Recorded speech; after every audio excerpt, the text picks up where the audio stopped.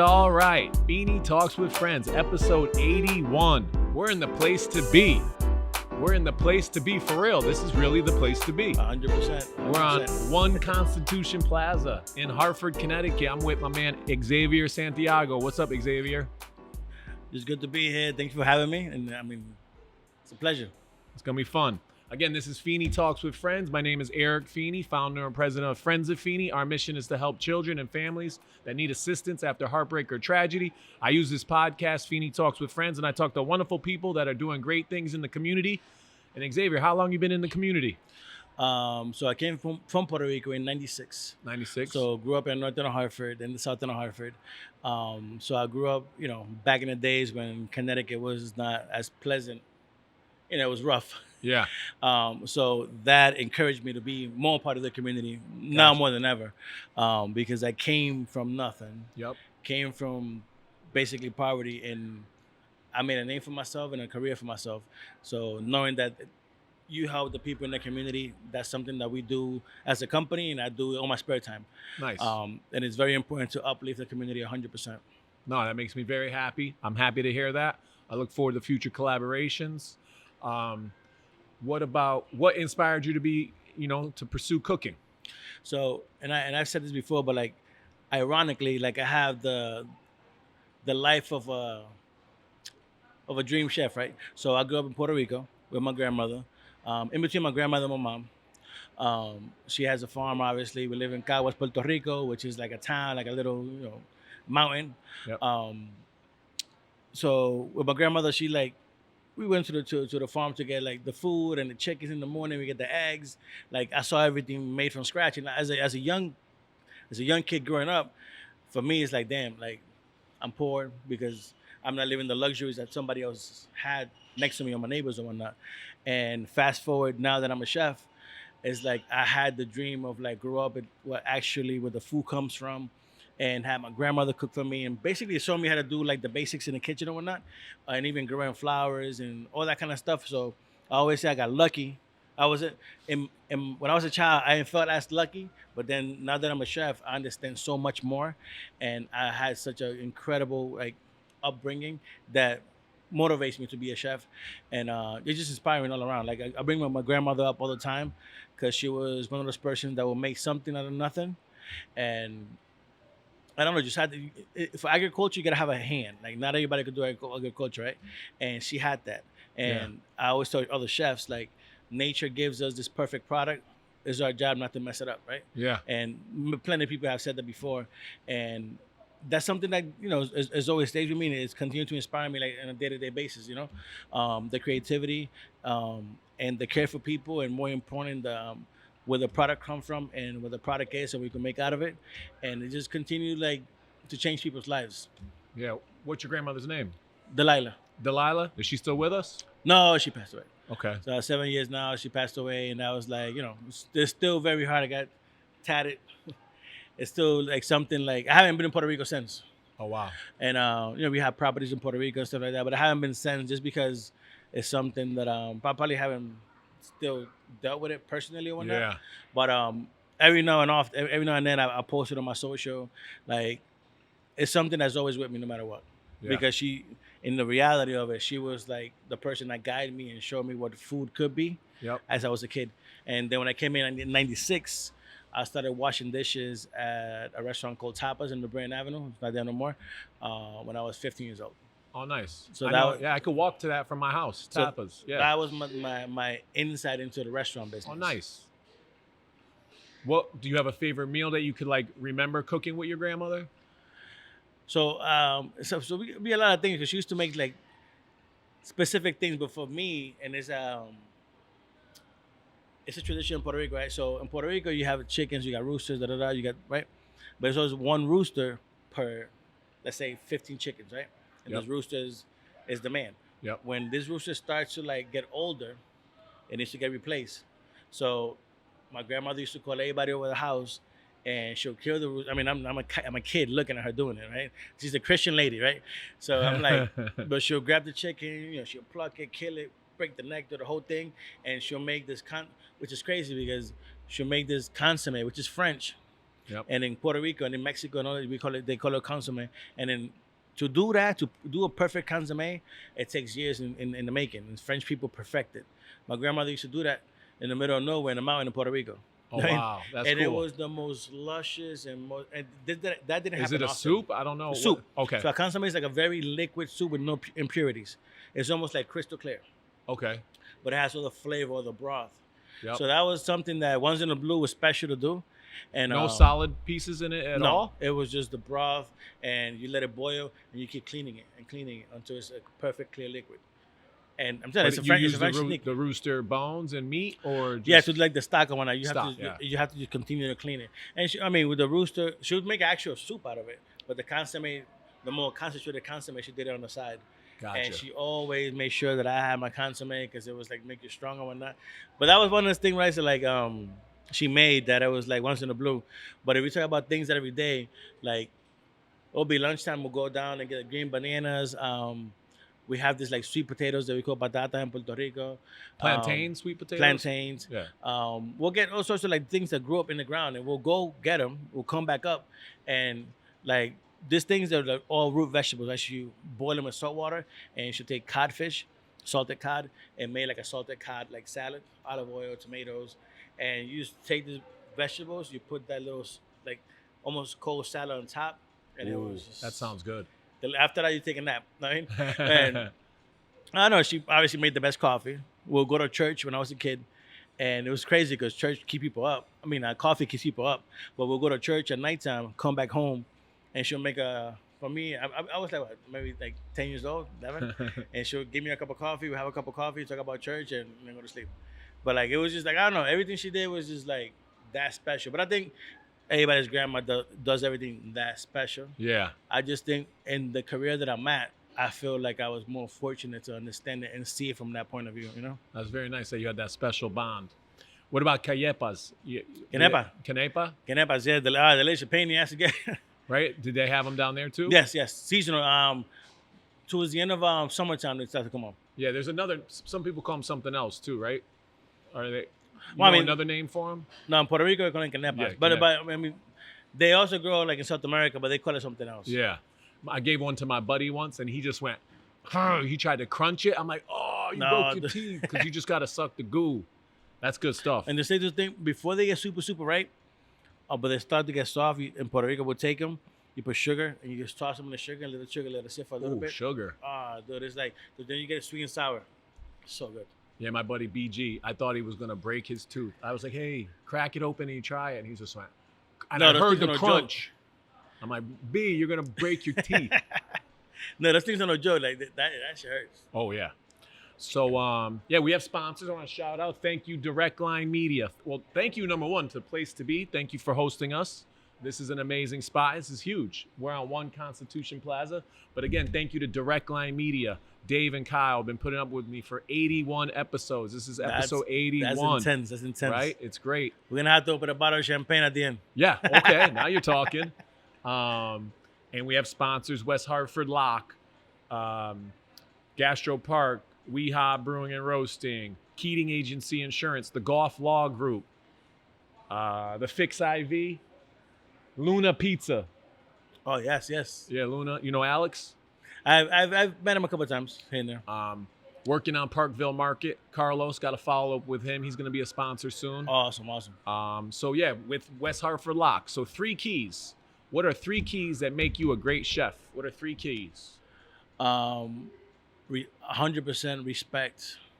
If you don't got respect, you ain't going to make it nowhere. Ambition. Yep. And being humble. Nice. I think, and I say it in the sense that you get kids that go to school and, more power to people that go to school.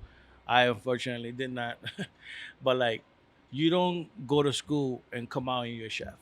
Mm-hmm. You have to start the trenches, you know, and work yourself up. So I think you have to be humble. I mean, you could have all the accolades and everything in the world, and always remain humble. That's the one thing I do with my cooks in this company.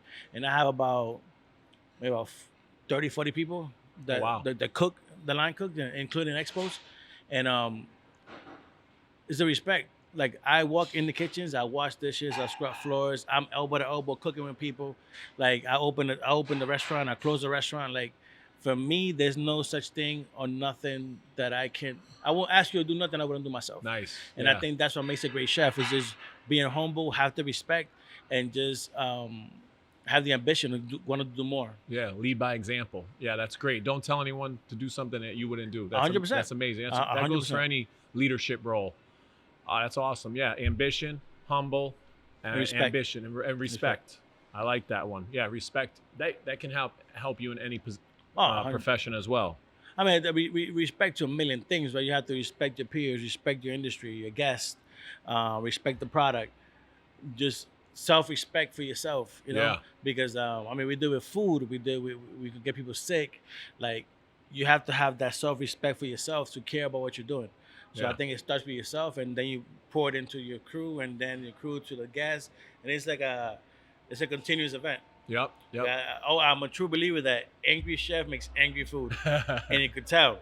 You know, you could tell when the chef is focused. And it's something as simple like we make omelets here. We do breakfast. I mean, we do some crazy stuff, but we do simple breakfast, right? Yeah. Come with your family, enjoy it.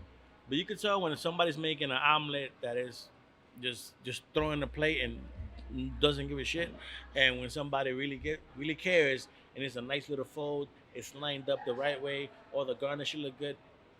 You can just tell. Yeah. You know? Yeah. That's funny. Angry chef makes angry food. Angry food is horrible. And you got to respect the grind too. You know, the grind, like you said, you started off 15 washing dishes and you just constantly worked yourself up. And now you're an award-winning chef. Yes. What was it, an award-winning? You were on a TV show and you won it all. I won it all. Thank the guys. Tell us about that. That's amazing. Chopped, right? Chopped? Yeah, I was in Chopped. So prior to Chopped, we did 86D. Yep. Which was Scott, Dante from Zephyr's Pizza, Cheney, Ian Connecticut. The girls are Ian Connecticut. Yep. And it was this cool competition about. This is before Chopped? Before Chopped. Gotcha. That kind of. So Chopped was catapult 2019, right? Yeah, so when was this? 2018. Okay, gotcha. Like towards the end of 18, Chopped was like aired in 19. Gotcha. That kind of like boost me up to get that, and then they contact me to go be in a show, whatever. What does 86D stand for? 86D. So 86 in the kitchen, 86 like it's done. Thrown right? out, right? Yeah, like no, we don't have no more. Like 86 means we're done. Like whatever. Oh yeah. So 86D was like a friendly competition with all local chefs and all the local top talent or whatnot. Yep. That was in the area at the time, and I was working at Barcelona.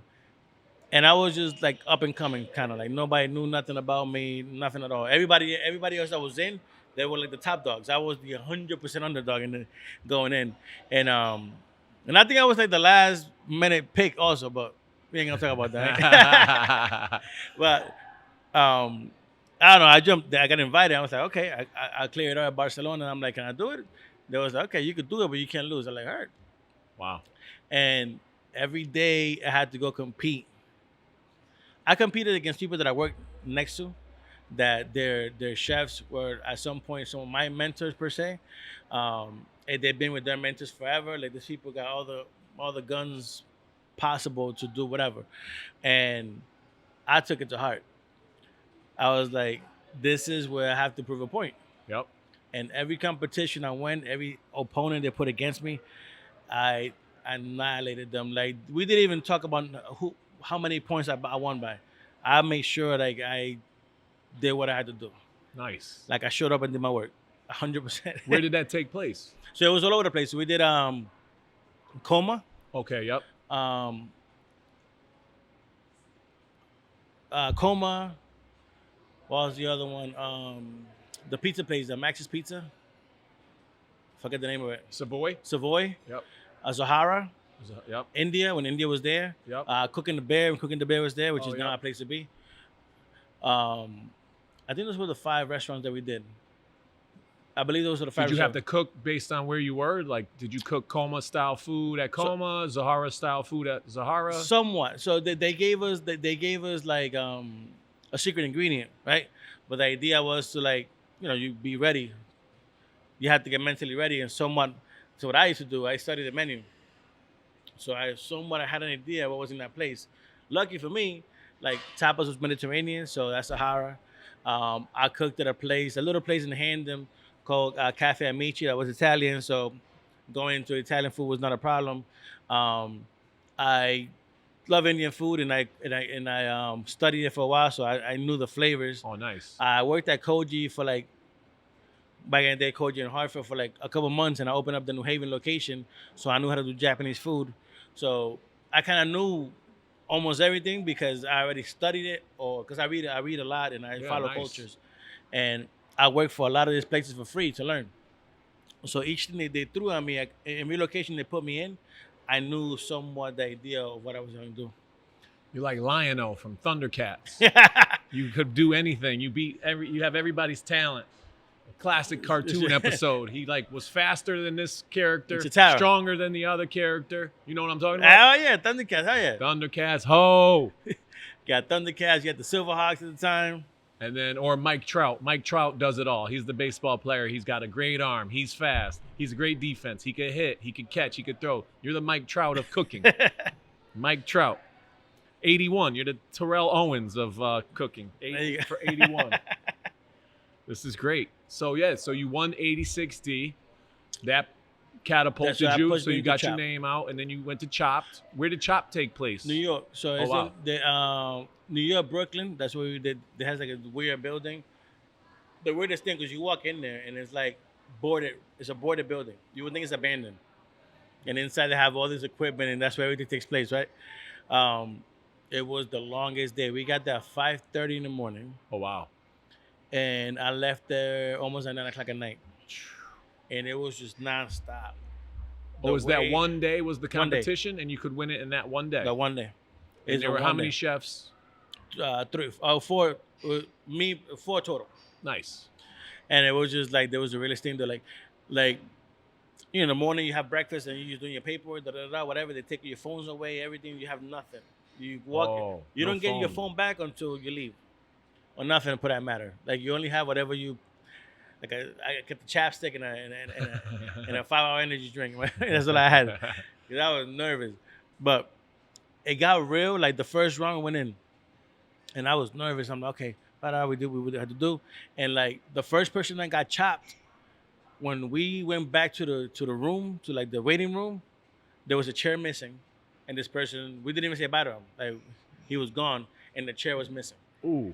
Yo, you walk in, it's like a mental game. You walk in and you're like, oh, this is real. Oh, so they're playing with your emotions too. No, 100%. Each of us have a director, and each director they have a story and everything that we spoke about. They know everything that's going on, so they know what questions to ask, what moves to trigger. Like it was very mental. Wow. They send you to battle with like your mind is all over the place. So you couldn't look up any menus, off the dome. Whatever you had to cook was there. No cookbooks, obviously. Silly question. No phones, no questions.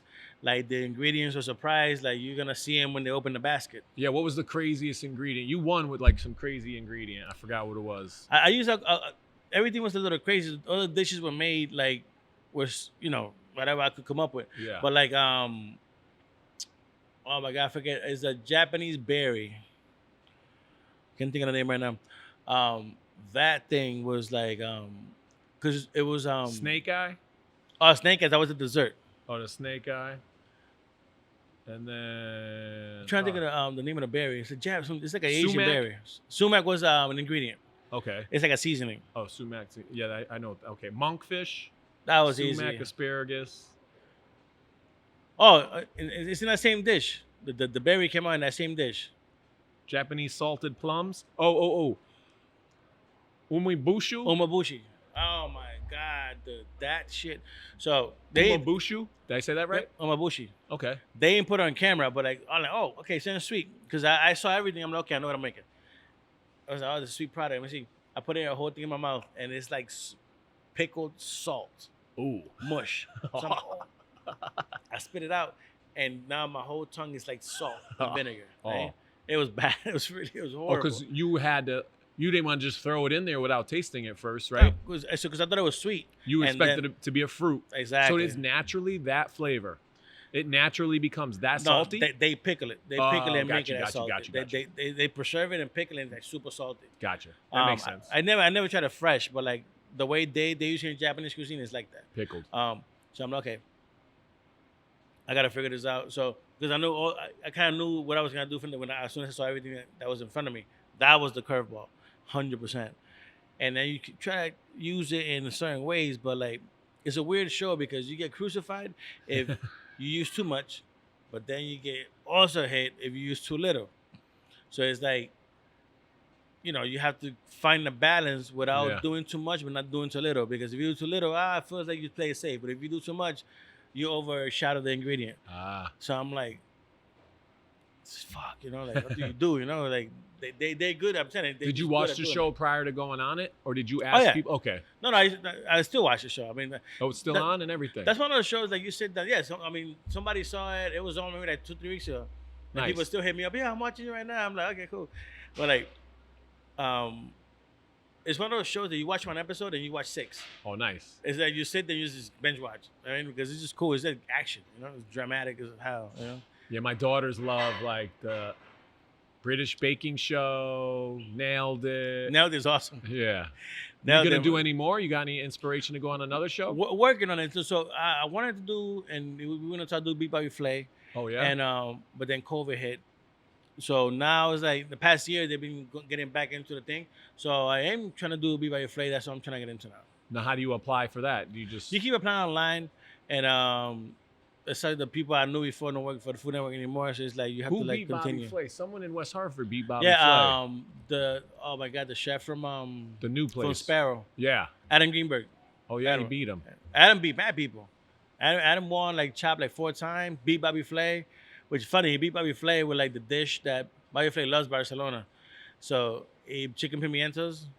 He beat him with that dish that he complimented. Oh wow! But it's a dish that we all mastered. I think if you worked at Barcelona, you master chicken pimientos. You pretty much master how to cook half a chicken flawlessly. The guy from Sparrow worked at Barcelona too? Yeah. Oh, he was one of the first ones. Oh, gotcha. That started in Barcelona. So, like, he knew that dish like the back of his head, And, like, it's a dish that we all master. Like, you can. Now, what's the specialty? What do you need to do to the chicken? Something special? It's nothing special. It's like the cooking technique. Like, it's the way we clean this. So you have your drumstick, you have your breast, but then the thigh, you clean it. Also becomes boneless. Yep. So you do super screaming hot pan, skin down, you just put it in the oven. You have to time it perfectly so the breast cook. Yep. Everything the thigh always gonna take a little longer. It's more juicy, but then you almost at the end you take it out.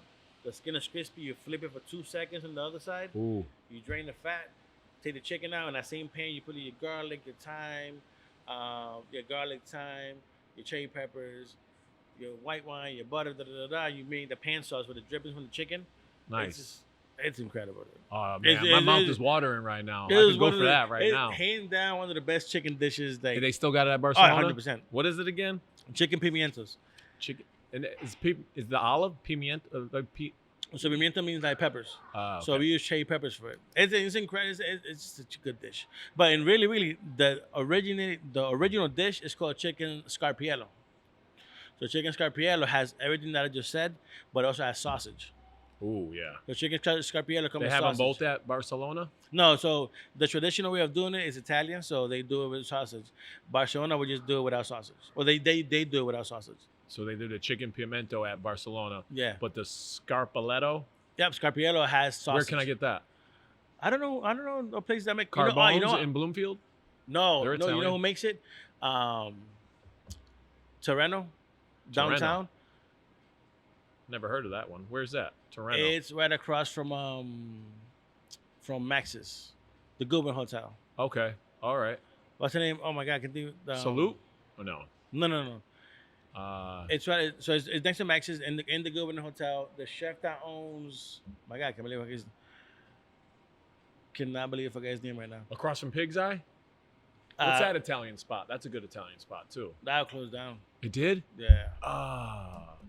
It was open for a little bit, but it closed down. But I'm trying to think. Oh my God, the rest of the chef that was in Tyler Anderson. I'm sorry. Oh, okay. So Tyler Anderson, he opened up Terreno, and he has a scarpiello. It's fucking incredible. Like the food there, if you haven't been, the food is At like Torreno. Torreno's incredible. And Um, then he has a little bar towards the front of the Goodwin Hotel, which is Bar Pina, incredible cocktails. But the food at Torreno, Scarpiello, you go have it there. And then Pimientos, obviously Barcelona. Dude, I can't wait. It's really good stuff. Vulgar Chef Kyle, he does crazy stuff, but he told me this spot in Westfield, Mass, Santiago's, Puerto Rican food. It's like the best Puerto Rican food. That's hard to find. That's hard to find, and these That's dudes hard did to it find. right in Westfield, Mass, Santiago's. And if he recommended it, must Right. be good because I he's went. very picky. Yeah. So I went. Brooke Goff suggested Son Sushi in Meriden for steak. Okay. I really like La Tavola in Waterbury or Varan Rondo in Cheshire. I like Rondo. Rondo. I've been there. I've been there a couple of times. Rondo's they do a good job. Beautiful place. The patio is Yeah. incredible. Oh, yeah. Beautiful patio. They do a good job though. They spent like $3 million fixing that up during COVID. During COVID, they spent It $3 was- million. That's wild. Were you at Carbone's at one time in Bloomfield? Yes, right? I was at Carbone's in Rocket Hill. So I did Carbone's Rocket Hill. I helped them out a little bit with Bloomfield with the menus and whatnot. We exchanged ideas with the chefs and whatnot. So we did a lot of Carbone. We did a lot of cool things. Like we definitely stepped up the idea of what an Italian steakhouse should be. Oh, nice. At least when I was there. I don't know what they're doing now. I mean, they're still, obviously they're still open, doing great. Well, we were there. I think the focus with Vinny was Vinny, very old school Italian, and the idea was how do we make this a modern steakhouse idea, whatever. And the time that I was there, obviously COVID hit, and we survived COVID, being very creative through COVID at Carbone's. But I think when after COVID, we definitely stepped up to the point that it was probably when we had best steak programs and best Italian steakhouse programs like in the state 100%. Oh, wow. But the team was incredible, and we worked very hard to get it to where it was. That's great. So, yeah, you are definitely multi-talented with, Carbone's, Barcelona, tapas, Zahara, different style foods. Yes. Do you have a favorite cooking? Like, what do you like cook? Spanish, Spain. Spain. Like, I love Puerto Rican food. I love Dominican food. I love island food. So, like, the difference is, like, it's like you could say people in South America, they're South Americans, right? Latin American, Mexicans are Mexicans, Spain for people, they're Spain. And we're Caribbean, so that's Haiti, Cuba, Dominican Republic, Puerto Rico, Trinidad. So our food is all Spanish because we all speak the same language, but it's all so different. Yeah. Like, this is crazy. You get certain food at Puerto Rico that you can't get to Dominican. It's not the same as Dominican Republic, but you're an hour away in a boat, right? Yeah. But it's so different. But the food is so good in the tradition. And I think the care for it, like the care is incredible. Especially if you go to Puerto Rico, it's incredible. But I went to Spain and I cooked in Spain and we were there for like almost 2 weeks or whatnot with Barcelona. And after I saw the culture and how the people are in Spain and how they talk, how they treat, how they just like, you go to a restaurant and you feel like the waiter loves their job. Yeah. Like they want to talk to you. I mean, like they want to sell you food. They know the product. Like they give a fuck. I mean, Yeah. and you can find that in America. I Yeah, mean, that's the best time when my It- wife and I are out and they'll suggest something and then we love it. It's something new, and they enjoy being there and they Yes. want to talk with us, and that is it helps our date. It 100%, helps our mood. 100%. It helps enjoy our time, right? And Exactly. if you want us to come back, they're like the face of the franchise right now. We're not really looking 100%. at the chef, so servers are very important. They're the ones in charge of the front. Like you're in charge of the experience. We'll do whatever it takes to make sure the food is good and it looks good. But like Yeah. you have to make sure you present it right. I mean, Yep. like for example, I went to not so long ago. I was in Florida and I went to Jose Andres, which is like one of my Jose Andres, one of the best chefs, and he does Spanish food. And we sitting there having dinner, and I was gonna order gambas al ajillo, which is like shrimp, like garlic, sherry vinegar, and like butter or whatever, right? Or you could do it olive oil and guajillo, peppers, and simple. Anyways, the waiter's like, "Oh, I got something else. I got this head-on prawns done very similar. You should get it." I like, heard. So it comes in a little pot, the flame is on, very dramatic. couple head on prawns, the grilled bread. Like, you take the garlic and you smother on the bread with the shrimp. Oh, It was yeah. delicious, right?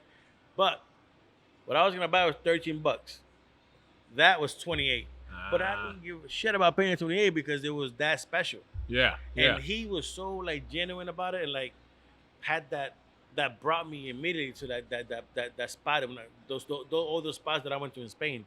So not only the culture and the way people are about the food, and in combination with like the flavors that I like to, and obviously growing up in the Spanish Caribbean household, that is the food I tend to like do, that I love doing. Like paella is one of my favorite things to do. Oh yeah, Like if I do the Valle Flay thing, paella is gonna be the Where do thing you I'm go gonna for your battle. paella? Where's the best?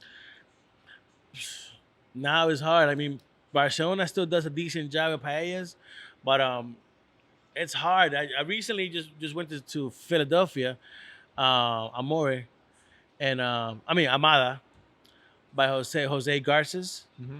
and it was delicious. It was really good. But in Connecticut, I don't know, they hit and miss, man. Like people don't do it right.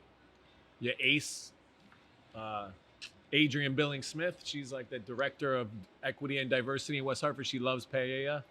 And then my friend Manuela is from Spain, and she's like, you got to get this. I forgot what it was, but yeah, where you get your paella says a lot, and if you know your paella. No, like it's labor of love. Like in summertime, I do parties and people will call me, hey, can you make a paella for me? Da, da, da. Like I sell paellas here and there. I bring the pan, da, da, da. Oh, I cook it. Every time it's a barbecue, like I'm making the paella. Yeah. Like we do it with char grill, we do it on the floor, like wood, whatever it takes. I get the big one there. Yeah.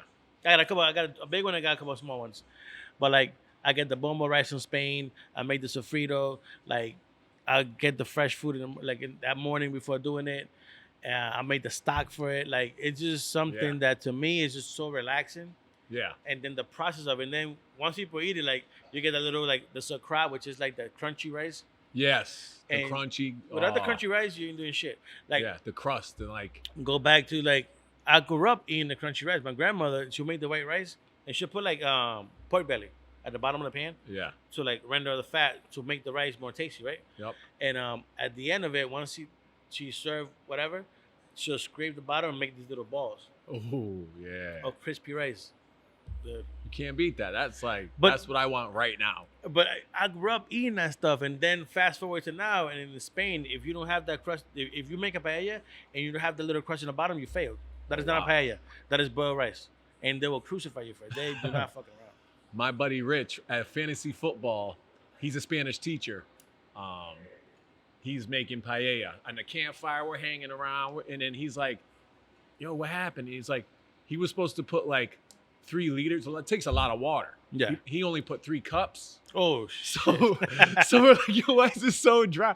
Then he just took the garden hose, put the garden hose on. We're like, but it turned out to be delicious. And, of course, the fantasy football guys are ranking on him. And we're like, he just recently admitted at the Yankee game that he was like, yo, you know what I did wrong? I was supposed to do like 3 liters of water. I only did 3 cups. Yeah, he's been thinking about it since. Yeah, almost a half a year. He's like still stewing on it. So Rich, it's all right. We're not mad at you. It was still delicious. Nah, hopefully we'll give you another shot this year for the fantasy football. No, 100%. I'll come through. You should come through. No, we'll do a throwdown. Yo, yeah. Can you beat Xavier? Beat Bobby Flay. Beat the X-Man. Can you beat Xavier? I'll be down. I love doing paella. That's the best thing. Paella, a couple of drinks, some good champagne, a couple of beers. It's the best evening ever. Oh, come on. We'll pay you. Come through for the fantasy. That'd be hilarious. That'd be so cool. Nah, but hey, let me know. I'm 100%. 100%. All right. What do you have a favorite restaurant? I know you named a lot. We talked a lot of restaurants. There's a follow-up question. Do you have a favorite restaurant? I do, and it's a restaurant I go to. I went for my birthday. My 40th birthday is past September. Happy birthday. Thank you. Shell and Bones. Shell and Bones. Where's Shell that? and Bones in New Haven. Oh, wow. It's incredible. Like you go in summertime, like what street's that on? I can think. Is it new? Street. No, it's been there for a while. It's like the tacos, the taco trucks in New Haven, on the highway. Oh yeah. It's in that area. I can't think of the address, but like over by Longworth. Yes, in the area, like on the opposite side. So it's right on Is the it water. on the water? It's on the water. Ah, It's yeah. like a It great used to building. be like so many different things. Yeah. So Arturo Franco, it's the chef. He also owns Franco's Garage. If you want to eat Mexican food, dude. Yep. And that's a play on Skull and Bones is the old school underground like gang in Yale University. So I'm thinking that's so a probably play. a Like play on George that. W. Bush was part of Skull and Bones. That's pretty cool. They did crazy stuff, and you had to get initiated, and the students were like dark, scary stuff. Maybe someone got murdered. It's like all legend, rumors, urban legend. Oh, urban legends. Oh, So awesome. it's Skull and Bones. So that's So why that's Shell and Bones. Ah, all right. So- That's a cool name. And like the food is incredible. Like you go in there in summertime, they have like, the deck is over the water, and you could be eating, and the boats just come in to dock. I mean, they're right next there. to you. So you got a little view. and- It's fucking cool, dude. Yeah. And the food is delicious. The oysters are delicious. Franco is an incredible chef, super creative. His whole team is like yeah, Franco. hands down. All right, I From gotta try Franco that. to all the executive in that team, like the chefs and whatnot, and And that's everything. a good paella spot. Is it Spanish? Is it They don't do seafood? What paella. is it? They do it's more like seafood and steaks. Okay, seafood and steak. But like if you want to do like good Mexican, he also owns Camacho's Garage. Camacho's Garage in New Haven is another one of our favorite restaurants. Oh, nice. And then it's Bricco's, West Hartford. Yep. Billy, my man. Like you can never go wrong. Yeah. Like I could be having a bad day and go somewhere to eat and it sucked. And I'm like, you know what? Cool. We're just gonna go to Bricco and save the night. Yeah. Bricco's is just good, man. Like that place is special. Bricco's is one of those restaurants that will forever be like my best restaurant to go to. That gets a lot of play for favorite restaurant when I ask the question. And again, it's the waiters too. You know, they love their Yes. job. They'll help you. They'll suggest things. Billy comes by, talks you up. Billy's awesome. Billy, his energy. Yeah. I tried to get him on. He's going to come on the show. We're going to do a cooking show at Awesome. Bricco's, I hope. But he's awesome. Yeah, Bricco. I just went there the first 2 years in a row, the first Yard Goats game of the year. My buddy Nate. And then we go to Bricco right after. So 2 years in a row, we hit up the first game, Yard Goats, which was like April 14th. And then we hit up Bricco after. They make a great old fashioned. I wanted to get the tuna. There was only one more tuna left. And my buddy Josh, first time there. So you have to do it. And I had to let Josh have the tuna. You have to be a gentleman. I got the like the hot sausage pasta plate. Spicy sausage pasta. The baked Yeah. rigatoni. Yes. The baked rigatoni is delicious. Yep. But like What do you get? I mean, it all depends. I try to do whatever I have fresh, but like the seafood one, the ink pasta is always good. The steaks are really delicious. So it all really depends. I try to go for whatever fresh pasta situation they got going on because Yeah. they do a really good job at it. You know what's good too? Like, and it's fairly new. I don't know if you've been for pizza. Zephyr's Pizza in West Yeah. Hartford. No, Dante is like kills it. I had that they do like a Christmas walk, the holiday stroll, and we volunteered, and we were like right at the corner, and it was like my volunteers were it's for Friends of Feeney event. I'm like, we're gonna get Zephyrs ordered online, fantastic. Dude, it's like that is our spot. Like everybody from Place to Be, like the leadership group. We either it's ironic. So we either get pizza from Zephyrs and we go to have a couple of beers, or we eat Whoppers. Whoppers is like if you're having a bad day, like yo, can somebody Uber some Whoppers, please? We're just having a shit day today, Yeah. and we all get Whoppers. Now, who has more tats, you or Dante? I think I do. And did you guys have a hot dog cooking contest? Yes. And did the loser have to get a tattoo? Yeah, the bottom four they had to get. That was part of the deal. Who? And they got tattoos. Yeah, they got a hot dog. Who were the bottom four? I can think. So there was. And did you finish top four, bottom four? You won that. I Didn't won, you I win won that? that You one, won yeah. that. My bad. I forgot who I'm talking to. Well, This guy. you can't lose. I can't lose now. Nobody wants to compete against me. It's fucking fucked up. No, but like the dude from what's his name from what's that restaurant in Weathersfield? The nice one, the new one. Oh yeah, I just heard of it. I just talked about it actually. Is the something? Someone just suggested this one too. It's not George. What the fuck? I can Is think it of on the water too? No, Look it's that like, up. Look that up. It's like right in the town of Weathersfield. Weathersfield new restaurant. We got Jamie. Jamie, look that up. Use your phone. Oh, come on. All right, not to be rude. We'll look up new restaurant Weathersfield. No, that's funny because I know you. I saw that and I was like, these dudes really got tattoos. Where did he put it on his body? I think Dante got one. The other two chefs, they were from different restaurants. I don't know who they were, and I'm pretty sure the guy from over there, he got one too, but I can't think of his name right now. Is it the George? It might be the George. No. New restaurants, and I just googled new restaurants Wethersfield.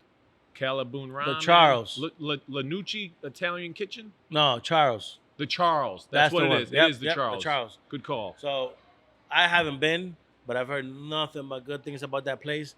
The chef used to be the chef over at that. What's the name of that hotel in West Hartford? Right in front of the place to be. The big hotel. Oh yeah, Del Mar. So he used to be the chef at that restaurant for a while. Super talented, super nice person. I mean, the restaurant won best restaurant last year, something like The that. Charles or Yeah. Del Mar? The Charles. So I haven't been able to go obviously, but busy. But the chef is awesome, and I haven't heard nothing but good things. But he was involved in this whole hot dog situation, so it was crazy. It was fun. I don't know. It was something that's crazy. So I go to Zephyr's to get pizza. And it's crazy because I go there for just to pick up a pizza and I end up being 3 hours, So we start drinking and just joking. And I'm like, yo, we should do a hot dog pop-up. And then, oh, she has a great idea. He said, how about we make a hot dog batter? I'm like, oh, shit. And yo, that night, we calling, what's his name? What's the girl from Mystic? Renee. Renee Danino? Yeah, we calling her. We FaceTime her on Instagram. We're like, yo, she finished the service. We were lit. He's like, yo, we're doing a hot dog. Because she has a hot dog, a super creative hot dog she makes over there. And I'm like, yo, we're doing a hot dog competition. You have to join. We sauced. We just talking shit at that time. And next day, she's like, you guys realize you called me? It was 1 in the morning. I'm like, I'm sorry, dude. Oh, that's so good. But it was the hot dog. I don't know. It was cool. It was a hot dog competition. You guys were inspired. Sometimes it gets the Exactly. gears moving and get the good ideas going. Me and Don taking in a room, and so a lot of random shit comes out. We got to write that down. So you're at Shell and Bones. You could eat with 4 guests, dead or alive. Who you eating with? Shell and Bones in New Haven. Dead or alive? Anybody in the world. Ever. Will Ferrell. That's my man. Will Ferrell's just a funny motherfucker. Will Ferrell. Jordan. Michael Jordan. 'Cause this guy, I feel like we know a lot about Jordan, but we don't know shit about Jordan. Yeah. Right? Tyson. Love boxing.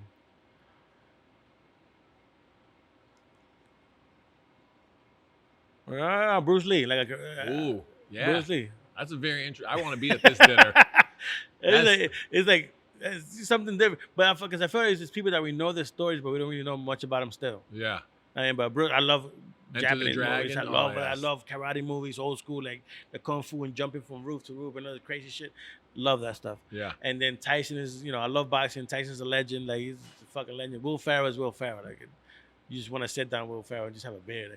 I've always said that Will Ferrell is the guy who sit down, have just a couple of beers and just talk shit. Right? Yeah, he's good. You ever see him and Mark Wahlberg? They go back and forth telling dad jokes. Just them not trying to laugh is hilarious. No, it's Step Brothers, Step Brothers is behind the great. scenes of Step Brothers, the dude is just funny. They're he's just good. He's good. Elf, Step Brothers, all yeah, these Elf great, is a classic. Classic. The dude just makes funny movies. He's just good at. I don't know. He doesn't even have to. He'll show up somewhere. He'll be at a basketball game and you see his face and you just do something random in your life. It's fucking Will Ferrell. Yeah, he's good. All right, another game. First, last, best, worst. We'll do tattoos. Your first tattoo, your last tattoo, your best tattoo, and your worst tattoo. First tattoo was this right here. The dragon? Yep. And the castle together? All at the same time. Nice. So I used to do music back in the days. It's like a wizard with a microphone and stuff. One of these days, I actually like it. It's I did it when I was young as fuck, 17. But what kind of music? Rap? Yeah, reggaeton? I used to write. I used to write. I still write, but I used to write a lot of poetry. I started writing a book. It just became a lot harder, and then I'm still working on it.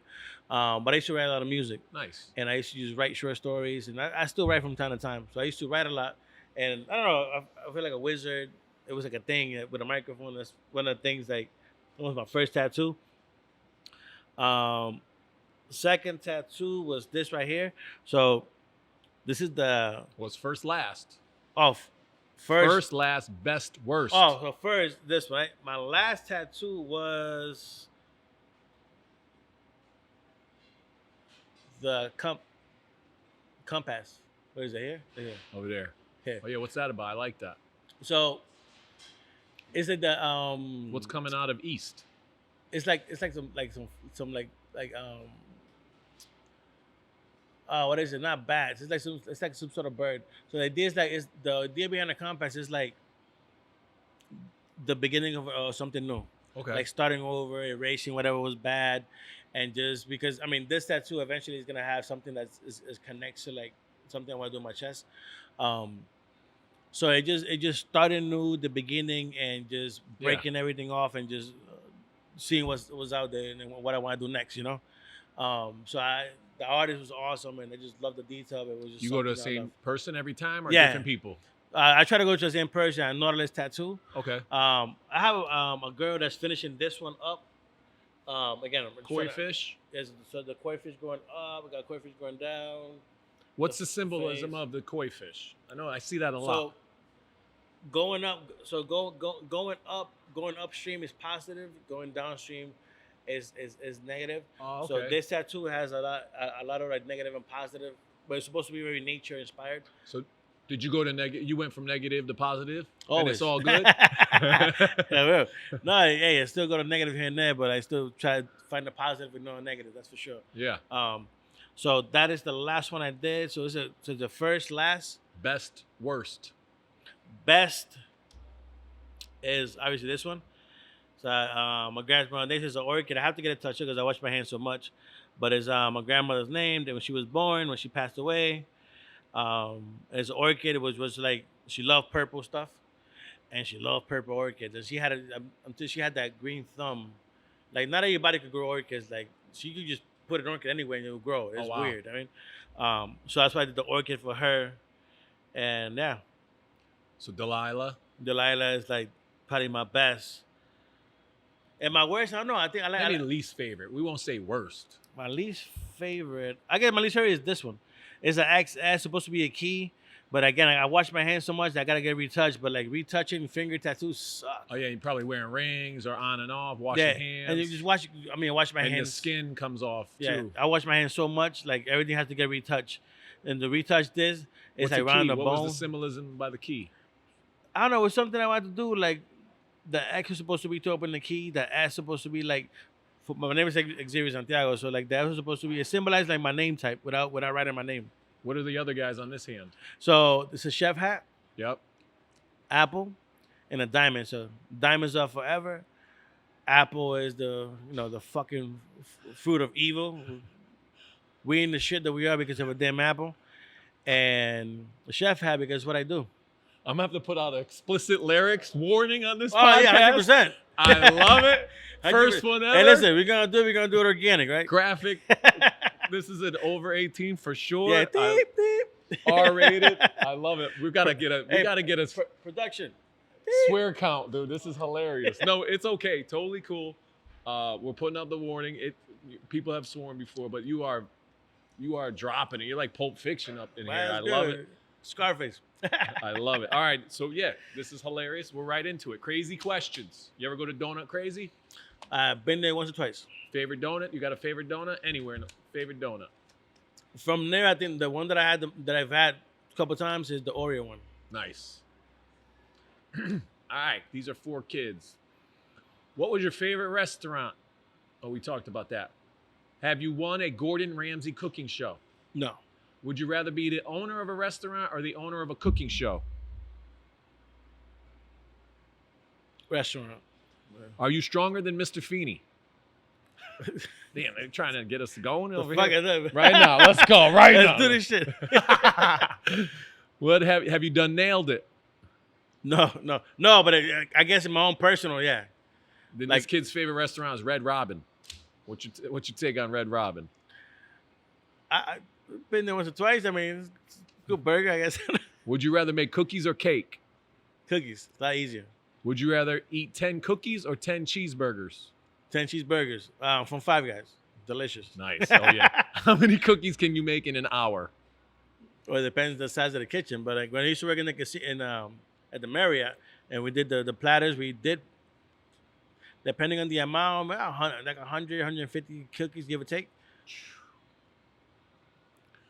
How many people come to your place during the day? How many people come to a place to be, you think, daily? Daily, in a daily basis, well, it depends. But if you're doing the weekends, on the weekends we'll feed anywhere. Like one restaurant will feed anywhere from 6 people, at least $600, 600 people, easy. Nice. Do you have a pet? I do not. Well, my daughter does. She has a bunny named Mochi. Nice. Would you rather eat a hot dog that tastes like ice cream or an ice cream that tastes like a hot dog? That's a fucked up question. I guess the hot dog with the ice cream, depending how drunk I am, right? Oh yeah, what's your favorite hot dog? What won the hot dog contest with Dante and those guys? So I got fan favorite, and I did some hot dog that they do in Puerto Rico. The dude from Present Company, he won like the chef one.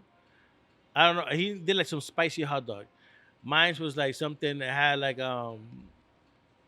making in Puerto Rico is like the hot dog. We grill the bun. It gets like almost like this chili kind of sauce. This barbecue mayonnaise, crispy French fries, Ooh, and cheese. that sounds. It was like a fucking. It was delicious. There was no rules. You could put anything on the Whatever hot you dog. want. You ever go to Blackie's hot dog in Cheshire? They boil them. No, I've been. You ever go to Frankie's in Waterbury? They fry them in grease first, and then they cook them on the stove. Let me ask you a question. What is your take between boiled and fried or pan fried or deep fried or whatever? With the hot dogs? Yeah. Well, yeah, Blackie's is known for the snap. It snaps. So if you like the snap, boiled is the way to go, and they had the best relish.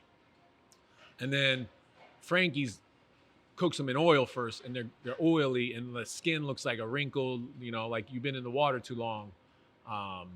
And again, I'm going back and forth. I'm from Waterbury, so that's the huge Waterbury debate. Blackies or Frankies. You gotta join a camp. You can't be in between, but I'm in between. So that's the issue. Like when we start talking about this competition, everybody was talking shit to me because I wanted to boil a hot dog. I ended up pan frying it because they guilt tripped me into like boiling hot dogs are a sin. So yeah, Dante. But I like boiled. You go to New York. There's a boiled hot dog in the street. They don't got no fancy stuff. It's delicious. Some street meat, you gotta get the street meat. You don't know what the hell you eating, but it's delicious. It's Maybe because you're in New York, it feels cooked in sweat. Yeah, 100%. Blood, sweat, and tears, broken dreams. Yeah, my father-in-law loves some street meat, dude. Oh, the hot dog, New York City corner street meat, you can't beat it. I don't know. It's definitely the environment and like it's the energy. It's the aura, the energy, the NYC. You feel it. What's another hot dog? You ever go to Capitol with the chili? You mentioned Capitol. Yes. They do the chili. Or Chicago, they do a pickle, an onion. The doggies over on the Belen Turnpike. Oh yeah. Doogies, something like that. Yeah. They do like the foot long one. Those are, I think those are like done in a flat top. They're like almost fried. Some people, my buddy one time, he's like, I like it split and burnt. Can you split my hot dog and then, do both sides and burn them? Got a little crisp, right? And the bun is important too. Yes. You butter it. Get it crispy. Yeah. Like, get it right. Frankie's got a good bun. No, I'm gonna have to check that out then. Oh yeah, Frankie's and Blackies. Yeah, the vulgar chef calls them glizzies.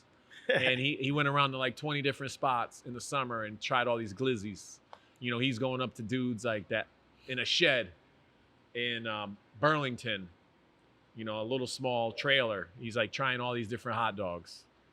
I mean, that's a pop-up I would like to do at some point. Like I spoke about it and I just didn't do it. I was just too busy.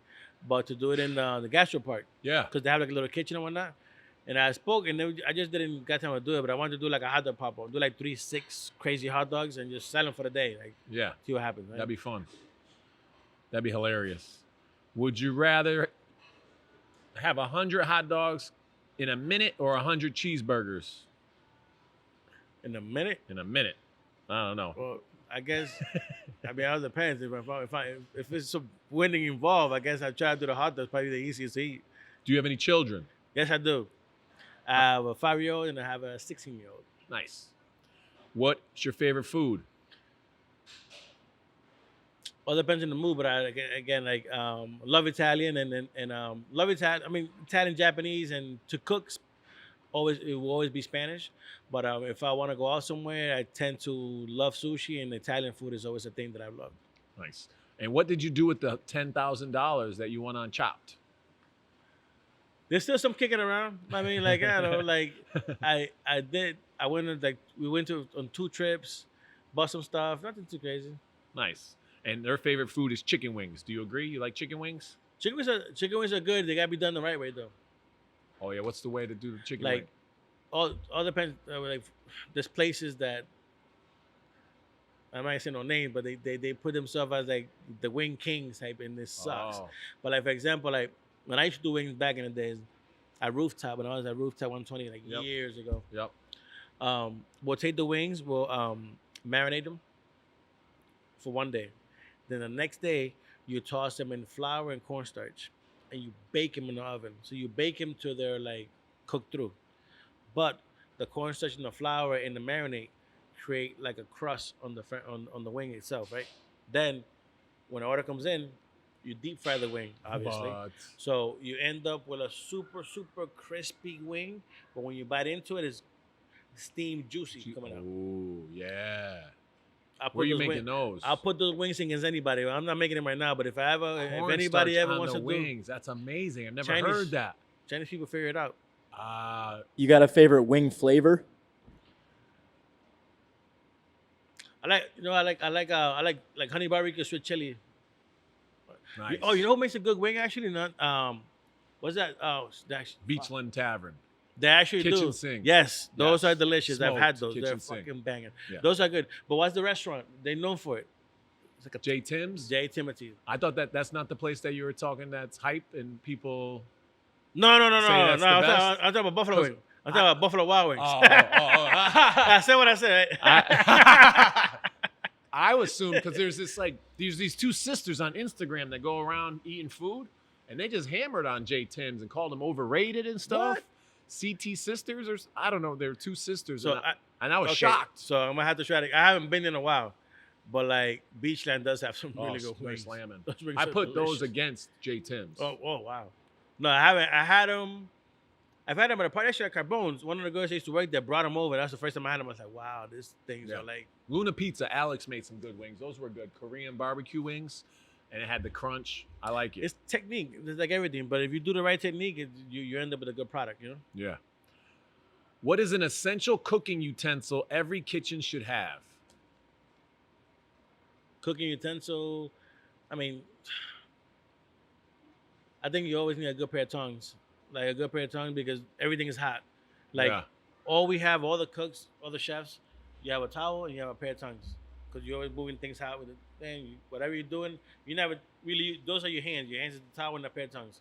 Without a pair of tongs, you can. Or without a towel, you can do nothing. True. Because everything's hot. Yeah. So those 2 things are essential. Obviously, you need frying pans, you need knives. But if you have everything else, and you need something to function. Those 2 things you can't function without.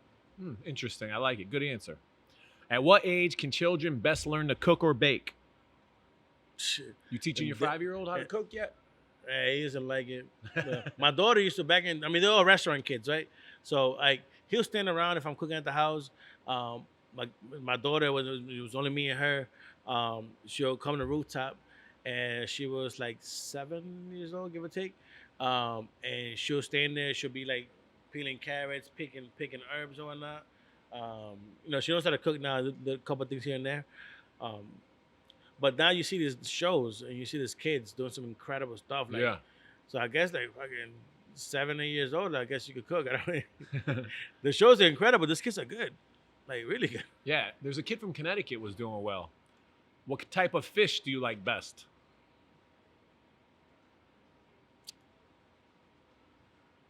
If I have to eat a fish, I'll be a host red snapper. Right.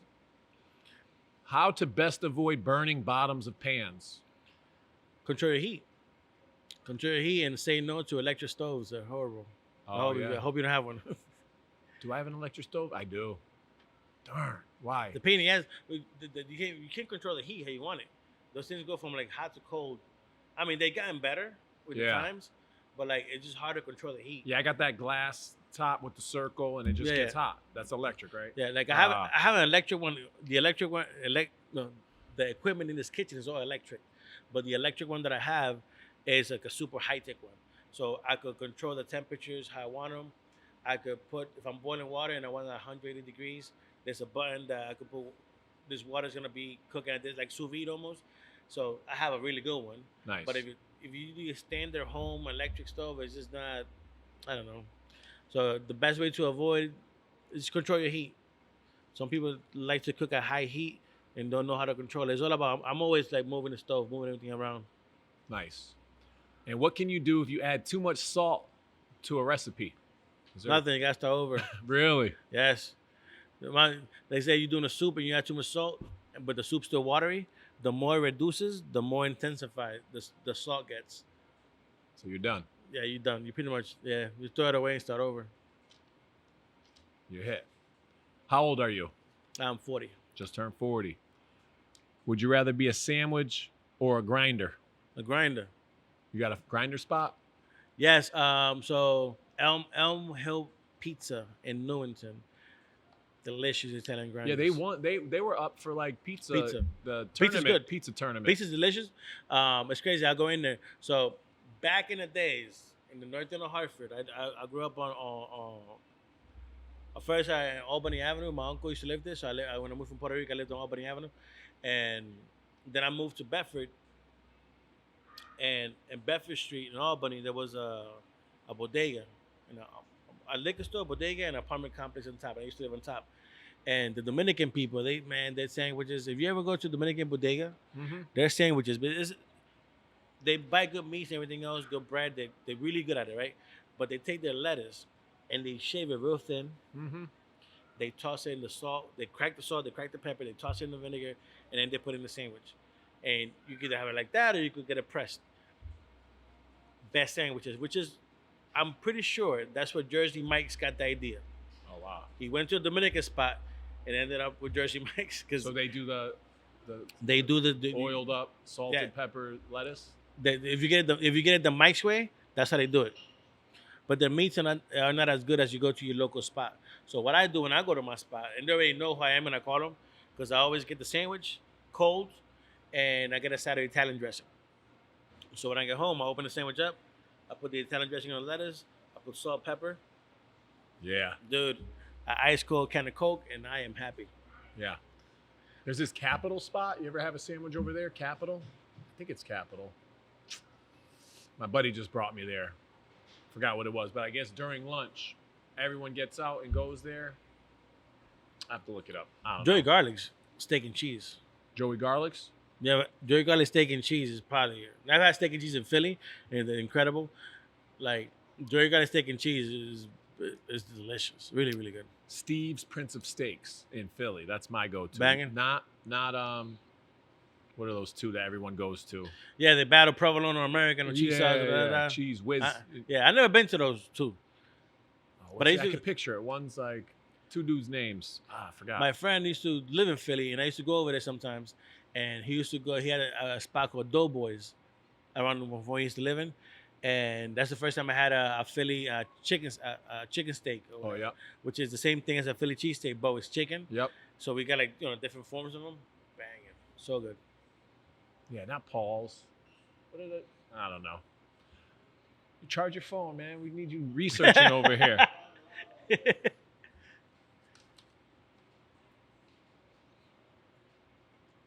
Let's see.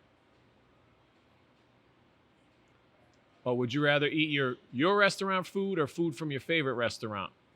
Food from my favorite restaurant. And she likes the Olive Garden. What's your take on the Olive Garden? The Olive Garden, once in a blue.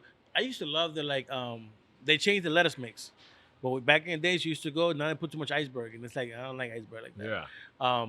But you used to go and get the breast stick with the Alfredo. You dip the breast stick in the Alfredo sauce. Yep. And the lettuce was good. The lasagna is always good. The lasagna is good. I like once in a blue. Would you rather cook for Jeff Bezos or Gordon Ramsay? Gordon Ramsay. Nice. Would you win a lifetime supply of ingredients or have $1 million? $1 million. million. Flip that and get whatever I want. Mr. Santiago, have you ever cooked for famous people? I don't know. I don't know. Depends the level of fame. I I don't really. No, I guess not nobody like all crazy. Like I've done like locals, like people like the governor, like people like that, but no, like not like a movie star, nothing like that. No. And their favorite food is Chick-fil-A. Actually, Mike, I think was it Mike Epps?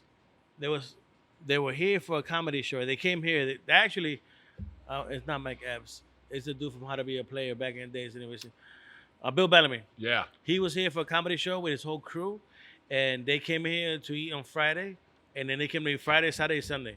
Like they were like so happy. This spot right here? Yeah, Nice. this one. I They got were a picture staying with Bill downtown. Bellamy.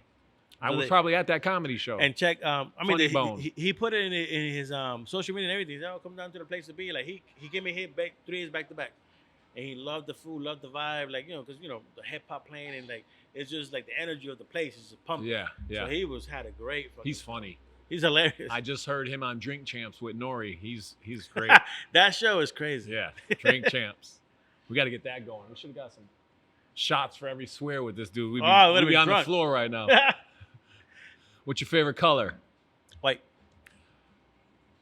Would you rather be an amazing cooker or an amazing athlete? Cooker. This person's favorite food is pasta. Would you rather be rich or famous? Rich. Being famous sucks. True. Can't go anywhere. Do you have any kids? Do you have any? Yeah, we got this. Favorite food? How old are you? We got some repeats. Favorite food is pizza. Oh, his favorite food is the place to be. Oh, awesome. My dude right here. Who's that? Christian. Like, I play basketball with his dad, Keith. Christian. but Christian, let him know. Give me his email, whatever. And when he comes into me, I'm gonna take care of him. All right, Christian. I'm going to tell Keith when I see him. Favorite restaurant? Ever been on kitchen? What do you do in a restaurant? When did you start cooking? You answered those. All right, Christian's going to get hooked up. Who's your favorite Harry Potter character? I don't know much about Harry Potter movies. They're cool, but I'm not like a Harry Potter. What's your favorite book? Depends. So I just got this book. I just bought this book called Moto. It's this restaurant that used to be in Chicago, and I forget his name is Kantu Haru, something like that. Kantu Haru. I may be saying his name wrong. So years ago, this restaurant was open. They were molecular gastronomy to the 3rd level, some crazy stuff, right? Like they had like a laser in the kitchen, some wild shit. The chef, so the book was like $100 a long time ago, and I couldn't afford it, so I never bought it. Fast forward to like a week ago, I am at Big Lots looking for some catering last minute stuff, some spoons and plates or whatever, and here it is, this book, the last copy, just sitting there Wow. with a whole bunch of random stuff for $5, right? I just started like going through the book, browsing through it. I have a lot of book stuff, and I buy books all the time. I'm a book kind of person. I don't like to do that online stuff. But what's special about this book is that like this chef, beautiful family, 2 daughters, wife, couple of restaurants. He teach at Yale like a culinary thing, and they found him. He committed suicide in one of his restaurants in New York. They found him hanging in his restaurant. Which just tells you like this industry you always have a smile on your face, but nobody really knows the struggles and everything that goes behind the smile that we have. We have a smile on our face because it's our job, and our job is we can never be in this industry. You can never be mad or unhappy because it's our job to make sure people are happy. So they don't give a fuck about our problems. If 600 people walk in, we have to make 600 people happy. Yeah. They don't care if you had a bad day. They don't care if somebody passed away. They don't care if you had a flat tire on the way over here. Nobody cares. Human beings don't care. They're at a restaurant. I'm paying you to make me happy. Yeah. That's unfortunate sometimes. And yeah, when it happens, then I think this book talk about it.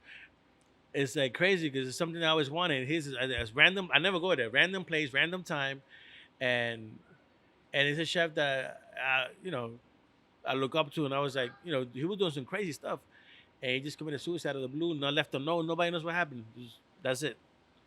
And I don't know. That's one of my books that right now I'm into. Yeah, who is that again? Yeah, I think Hiramoto Kremada or something. Yeah, I have it on my Instagram. He has like a Japanese name, so that's Yeah. like Yeah, it's I heard about It's that. Kantu Hamaru or something like that. Yeah. It's like a Japanese name. Yeah, Bourdain too. Like Bourdain, he traveled the world eating food. Yeah, incredible job. The best job in the world. And he was sad and depressed, and like he had some cool stuff like go to the empty restaurant, have the second drink, try something new. He has like this quote, like do all this cool stuff, like, you know, it's just like so inspiring. But then you're like, he lived with a lot of pain. It's like unbelievable and so sad. But I think it's like, and he said it himself, it's like, so a stranger is a person you haven't met, right? Yeah. So you sit at a bar and you by yourself, and I've done it sometimes. I'll sit there and just have a drink, and somebody next to you doing the same thing you're doing, just talk. Yeah. I mean, if you drink, like I drink like dark liquor, I like Black Label. That's what I like to do. Johnny Walker's any kind of Johnny Walker. So but once in a blue, I sit down. I say, I have a margarita. Oh, I had the bartender. Hey, what do you recommend? Like, you always have to like get out of your comfort zone, because if not, you're just living in the same scene of events forever, and it just sucks when life becomes repetitive. It becomes boring and uninspiring. Yeah. No, try some new things. They like Panera. This person Panera's likes delicious. Panera. You like Panera's Panera? green tea, expensive, but the green tea is delicious and the mac and cheese is banging. Yep, I agree. Panera, like we get the soup in a sandwich. Yeah, exactly. The Caesar, I get the Caesar and the mac and cheese and the green tea. It's really good. Favorite McDonald's, favorite restaurant? McDonald's is my daughter's favorite restaurant. Chicken nuggets. My daughter is like a French fry critic, So All right, very cool. Those are crazy questions, sponsored by Donut Crazy. that's awesome. What's up with the shirts and the swag? I love where'd you get all these So cool Morning things like Bartender. Cancel Brunch and So- Thirst Trap and Morning Bartender? Where's that? Who comes up with that? So Gina, which is the brains of the whole concept, she's just always thinking of like, how can we be more edgy and how can we do things that like will probably piss people off or make them uncomfortable, because that's the brand. The brand is to like keep the edge going. Yeah. So that's what Like makes drink it, my that- bathwater. Yeah, like is that's on the what makes menu. it different. It's like a booty call. Like, I mean, it's like legit. I see the cup right now, but the cup is right there. It's legit like it's a booty, right? And they decorate it. They decorate it with kind of candy. It looks crazy, right?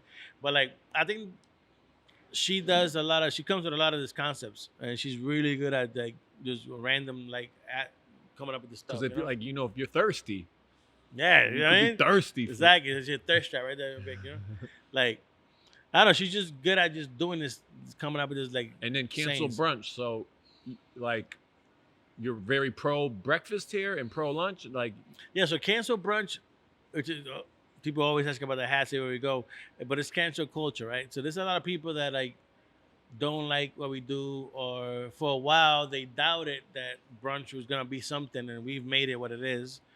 And nobody could take that away from Gina or the company at all. Like, we made brunch a brand, and Yeah. some to certain extent, those restaurateurs that don't like it, and to this day, they'll so you were in support it it. as an irony, like, Yeah. I got you.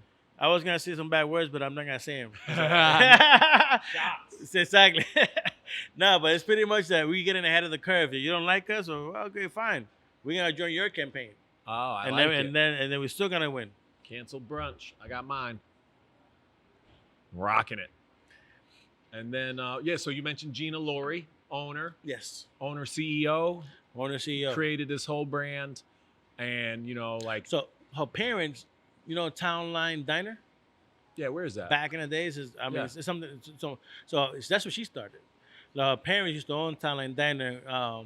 Worked there for they were immigrants from Albania. They came here, busted their ass, and when it was something that happened with the father, that just got sick, older, and he's still fine. He still comes in preps and stuff, but it was time for him to slow down, and that's when they opened up the first place to be in Franklin Avenue. And ever since, they did that one for 6 years, and they started with barely nothing, from scratch, pretty much couple $1,000 and hopes and dreams. And so our motto: be a good friend. Pick up trash that's not yours. Hold the door. Give a compliment. Be charitable. What makes Gina a good friend? Gina is like, she'll do whatever for you, whatever. Like, and she's done it to a lot of people. Whatever she could do for you, if she could do it, she's gonna go to bat for you. Like, she'll do her best to go to bat for you. That's one thing I know about her. And then she doesn't mind getting dirty. Like, the restaurant's going down in flames, she'll jump on expo, she'll garnish. Like, if she has to cook, she'll jump and flip pancakes. She has to, like, very hands-on. And a person, like, if you need something and she could do it, she's gonna help you. That's awesome. Very cool. What about the people that say, like, when you come here, you got to do the phone the whole time? Yeah. What do you say to those? Like, come on. It's a new... People are on the phones the whole time. So I'm like, what is the problem with you doing your order on the phone? Technically, if you look at it the way I look at it, you have your personal chef. True. You grab your phone, you're going to write, and you're going to design whatever you want, however you want, and how you want it. Like, you theoretically have your own personal chef, and you already on your phone no matter what. Yeah. So it takes you 2 seconds to open it up, look at the menu, pop, and order your food. That was smart, though. They used Instagram and social media to the brand, like, because you take pictures in the swing, you take pictures of the rubber duckies, yes, and the piles of French toast. I think that's great. I went and I loved it. My girls loved it. I got brunch. And of course, you could get the little side of Jameson or Bailey's. Yes. So I Irished up my coffee. I thought that was cool. Yeah, no, that definitely. You have to always add the little nips. And that's what the good thing. We just did a whole launch of like drinks. So we got margaritas. We got the old fashioned. We got a new fashion. So we have a whole bunch of drinks. And the good thing is the nips. So you're getting your alcohol worth and the all name brand stuff, because you go to places and they're sketchy sometimes. Yeah, you don't know if it's watered down or not. But if it's the actual brand, it's weird. No, Gina's great. We got to get Gina on the show. Will she come on the show? Oh, yeah, 100%. Nice. 100%. What minute are we? Hour 19. Oh, wow. You want to do the food? We doing the food? Yeah. What time is it? You want to do it on the 6:13? I fucking thought it. I told him at 5:30. Can you pause it for 2 seconds? Yeah, let's pause. Yeah.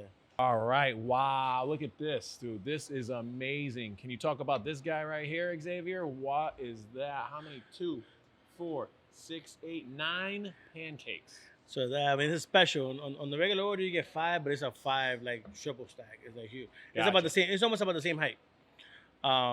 But also an Oreo pancake. So Oof. America's favorite cookie. That's one of our top selling pancakes. We also have Nutella coconut, which is you get coconut Nutella flakes. Nutella sauce, which is people love that stuff. Nutella, I could. You could do. We're known for French toast also. So we do French toast with like strawberry, fruity pebbles, all sorts of toppings. If you could dream it, you can make it. So we have all sorts of toppings for you to make your dreams come true. Wow. So do usually eat one pancake, or I'd slice it down? You go ahead. You can do what you gotta do. Jump on it. Slice on video. Let's go. We're gonna go. America's #1 pancake. Oh, there you go. Oreo. Ooh, look at that. Soft, buttery. I just went to this the Lions Club. Okay. They do a pancake breakfast. Dude, these pancakes were really good at the Lions Club pancake breakfast. It was like in a church basement. Again, I think like pancakes. I used to love it. Like back in the days, my mom would do like breakfast for dinner. Oh, yep. That stuff is like. That's me when Dad there's cooks. Nothing ever. But think about it. It's like 5 o'clock in the evening, and you're eating sausage, scrambled eggs, toast. It's just something good about it. It's a great day. It's just something just really good about just eating that at that time for whatever reason. And I think that's like what we do, and we do like, wow, is it syrup right here? I'm gonna hit it on the Instagram. I gotta hit it with the syrup. You gotta do the drip. Gotta post that. You gotta post We're the drip. in the place to be. Careful with the drip. As I say, if you say like on if you didn't check in at the place to be, where you really at the place to be, right? True. I should tag myself.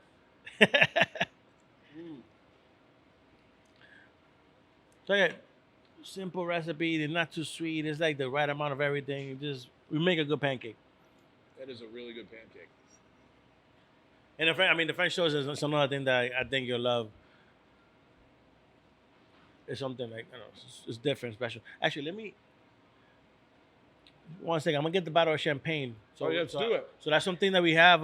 Gina just launched bath water champagne. Okay. So I'm gonna get you a bottle. Can you get Kyle a plate and a fork too, so he could try it? Oh, 100%. Yes, This is good. I'm just gonna eat. I'm gonna let this roll. This is good footage, Kyle. Wow. This is. Maybe cut that. There's a fly. Fly in the place to be. He's gone.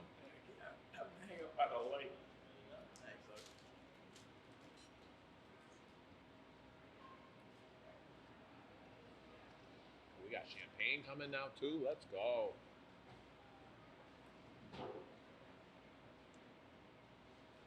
I didn't think Oreo and pancake would go down and mix.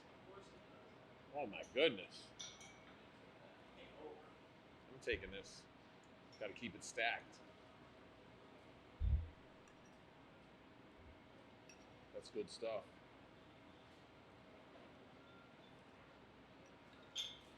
Got the more drip.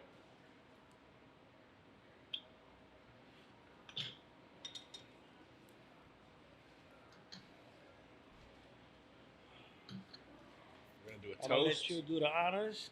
Oh, this is our champagne, hopefully in stores pretty soon. But it's at all the restaurants, right? Drink my bath water. Pop it, pour it, mix it, drink it, twerk it. There you go. This is a bubbly for the brunch game, the brunch goers, the day drinkers, the bottomless legends. Bathwater Brew is brought to you by the same party who brought you the place to be. Best practices. Add to your favorite brunch mixer, get drinking, and cause a scene. See? Let's go! The place to be. Drink my bathwater. So I think it's something special to catch the moment. It's a really good champagne. It's not too sweet, not too dry, so it's perfect to mix. Because champagnes can be a problem. It can be too sweet, too dry. Yeah. They're too bubbly. This one has like a good balance. When did this come out? This is cool. Last month. Wow. It's been on the work for like over a year to get it the way you Shoot wanted at the it. But camera? like I think well, I don't know. Dave will not be pleased. Feeney, I put up with you for 81 episodes. The Until 81, you shot that's the it. camera Exactly. with a cork. What about the hitting with the knife trick? You know that trick? You probably want to do that here though. We'll do that outside just in case. And then if you cut your hand, Here's pop to it. 81. 81 episodes, place to be. Thank you for having us. And Be a good friend. Be a good friend. Donate, volunteer, sponsor. Hit the camera. Don't tell Dave. Edit. Hit the camera. Edit. Hit the camera. Look at that. Got the nice steam going. Super cold. Got the bubbles. Crystal clear. Yes. There's a roadie. You could take it on the road now. Do what you do with it. Right. Here you go, boss. Cheers to Kyle. Cheers to Yes. Dave. Direct Line Media. Thank you so much. Thank you, Alex. Or Alexander. Oh boy, Xavier. Can't. It's a lot of us. A lot of X names. All right. Cheers. Yeah, very nice. Very cold. Smooth. It's clean. Yeah. It's not like. You don't get that after and we've had our champagne of choice in the company is Veuve Clicquot, which obviously you see a whole display about it. Because I think for the money, that's probably the best champagne you're gonna drink. I mean, you could go ahead and buy Moet, and we got Cristal, we got all the champagnes, right? All the top notch. Dom Perignon, we sell all of them. But I think obviously Bathwater is our go-to because it's our own brand, and I think it's delicious. But if you're gonna go spend some money overall, I mean, think about us first, but then Veuve Clicquot second. Wait, you got what was the really expensive one you named? So we got Dom Cristal? Perignon, we got West Hartford has Cristal. If you go to West Hartford, you see in the bar, in the two corners, you'll see Cristal. You see Dom Perignon bottles. Like that wall in West Hartford is. How much is probably Cristal like- going for at West Hartford? I think it's like $200-300. How much is this? $100. $100? That's good stuff. So good thing about the wall in West Hartford, that wall is probably like $5,000 Oh, wow. on display. West Hartford. But exactly, West Hartford, we're gonna make it nice. You wanna try it? Oh, did I not get you? I did not. Did I? No. No, a plate. They're right here. Hey, so you guys can eat. We're gonna pack it up to go also because I eat this try stuff every day. I'm going to try this chicken wing now. This nachos, breakfast nachos, are like a fan favorite, dude. Oh, yeah. It's just good. Something about French fries and the egg, dip it in the yolk. Now, there's no cornstarch in this? Is it No, the it's special- cornstarch, just flours. There is. Brine chicken. Then we make a hot honey that goes with it. Or syrup. Or some people do caramel sauce. I mean, you could do whatever you want. This is something that we keep it simple. Powdered sugar, and then you do whatever you want. You can add things to the waffle. Like we have a thing called Southern Benedict. So the Southern Benedict is a waffle. So we put smoked bacon in the waffle maker. Pour the waffle. Obviously cook it. So you get 2 half waffles with the bacon in the inside. Then 2 poached eggs, 2 chicken tenders, and then we do a buffalo hollandaise. Dude. I like It Eggs hits- Benedict, too. It's like, and obviously your 2 poached eggs. So it's like Benedict's to the third power. But it's 'cause spicy. You get everything Sounds spicy? sweet. Yeah. Oh, yeah. It got sprinkled onions, so you get that vinegar. It's like our twist on a Benedict, and it's delicious. It's one of our top sellers as far as like Benedict goes. Obviously, a classic is a classic, but when we started doing the Benedicts, we're no longer doing them in English muffins now. We're doing them on biscuits. Ooh. So they biscuit bennies. Next level. And this is the chicken and waffle. Chicken and waffle, one of our top sellers. I like the knife, too. Oh yeah, makes Good- it very good like you know. display.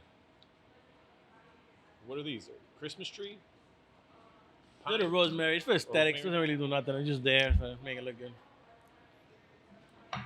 So a little, that's it. We make our waffles. Obviously, you make them to order. It's a Belgian waffle. Very simple mix. A little sweet and savory type, you know.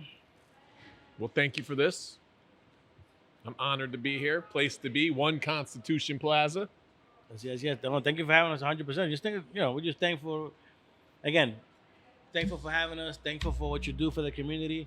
And whatever we could do or whatever time or whatever I could do, let us know. We'll show up. We'll shut it down. We'll cause a scene.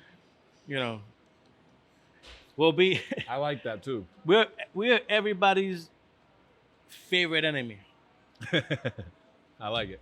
I guess that's the best thing, the best way you could put it, But I guess to be in this industry and do something different, you have to, to ruffle some feathers, right?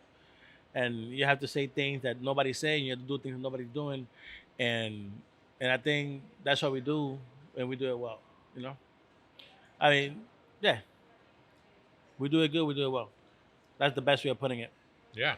No, good product. Good idea.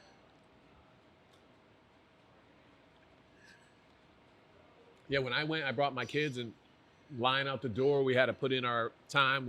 It was the West Hartford. Then we walked around the block a little bit, waited to get the text to say it's ready. Then West Hartford so small. That's the issue. West Hartford is small, and there's so many people that could walk there. Yeah. That we wish we could be bigger, because so many people walk there like it's crazy, Like here, you have to drive. Basketball Hall of Fame, you have to drive. Yeah. South End, people walk there. New Haven, we right next to Yale, so everybody's walking there. Yep. But like this location in Springfield, people have to drive there. Where But do then people we park pack. out here? They're parking in the street or Gotcha. in the garages. They're all depending. Oh, got you. Street parking in Hartford is horrible. Yeah. I'm probably towed right now. Most likely. They're ruthless. Dude, one day I'm parked outside. They gave me a ticket. I'm like, cool. I just think I leave it. Whatever. They drove around and gave me another ticket on top of the ticket. So I'm like, okay, what the fuck? Like, you already gave me a ticket. You got me a ticket. So what they do is, in Hartford only, first of all, the ticket's $45. In West Hartford is $15. And if you pay it ahead of time, it's $5. They don't give you no breaks in Hartford, 1. And 2, You get 3 tickets in one day, they'll boot you. Wow. Like, it's wild.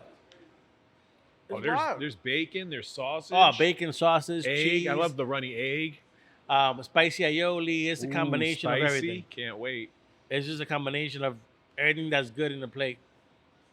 Get some of that spice. We have a sandwich called the Cuban Reuben, which is a combination of a Reuben sandwich and a Cuban sandwich. Ooh. Like super stacked up. Well, we have some cool things, but again, we also try to keep it nice and approachable and simple.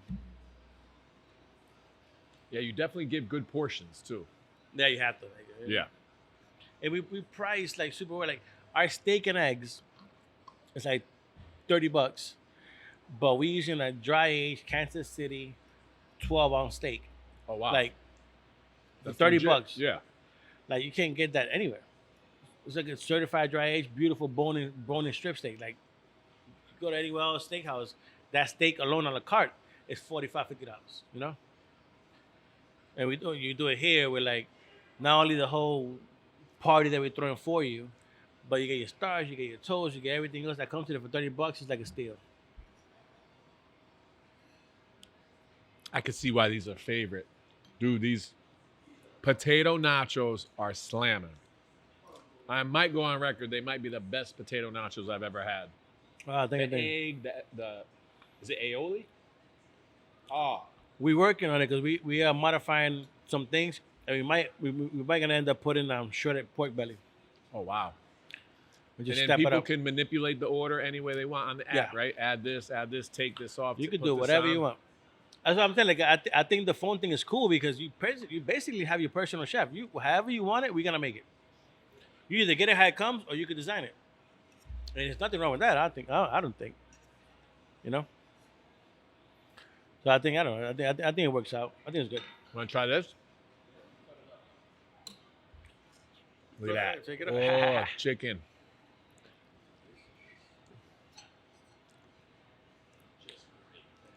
No, that man. Good chicken, good fried chicken. Get some more champagne. It'll be good. $100 bottle of champagne, Kyle, right there. Now you got me thinking about a grinder too. I'm like, that's what I might go get a Philly grinder from. I was gonna go. You been to Four Dads pub? No, but I went to a Wolfpack game and they scored 5 goals and you get free pizza at the Four Dads and I didn't go. Wow, yo, I their should have pizza. went. I went and there's a line. Everyone had that one slice. Oh, I was Their like, pizza is good. My girls were tired. They were like, Dad, come on. I was like, fine. Four Dads. No, that place was jamming. Dude, like Dante, the owner, he's awesome. Now, do they also own Four Dads Pub in like East Granby, Yeah. Suffield, like that area? They do a good job. Their pizza is, I'm gonna say it's really good. I mean, I want to make it controversial. My boy Dante from Zephyr's, but you know, that's my man. Zephyr's pizza is no. We got to get like some sort of cooking show or like get you and Dante in the room together. I could see you guys being hilarious with the mic. Let's organize that someday. Yes, we definitely vibe. That's my boy. We'll turn it into Drink Champs. I'll be Nori. Yeah, 100%.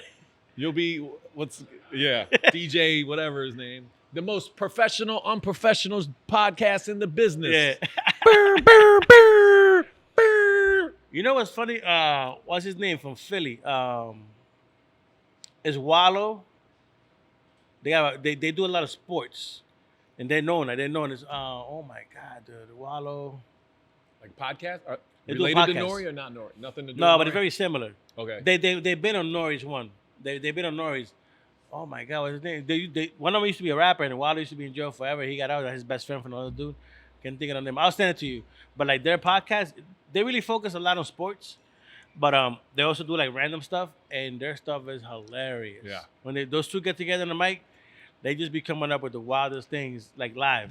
Yeah. For the Drink Champs, I kind of been clicking on people I know and like grew up, like Bill Bellamy, Marlon Wayans was just on, Shaq, Derek Jeter. You saw that Kanye one? Like Kanye was good. On Drink Champs? Kanye was there. When he got canceled for the Adidas thing? Is that Yeah, he went crazy talking shit. Yeah. He's like, Kanye on Joe Rogan. That's the only one I really couldn't listen to because he was going on so many tangents. There was no flow. He had a thought 3 minutes he's talking about this. 3 minutes he's talking about that. I was like, I just Kanye- can't follow you right It's now, like buddy. Kanye is like he's a weird. He's a different type of animal. It's crazy. Like when I interview, he's like, I'm watching, which is the way that his brain works, right? And I guess Yeah. every artist, where like he asks, ignoring anybody else, he's like, yo, I'm about to put up an album, but we trying to see who is filling up stadiums, who's really doing the damn thing, and who do I have to feature, who do I have to whatever the fuck. And they go around the room, nobody's like saying random names, and he's like, no, I'm talking about stadiums. And then one of the guys goes like, Bad Bunny? And he's like, exactly. Yeah. Bad Bunny's So, like, he's killing it. That's for you, for a person that established as Kanye, regardless of his crazy stuff.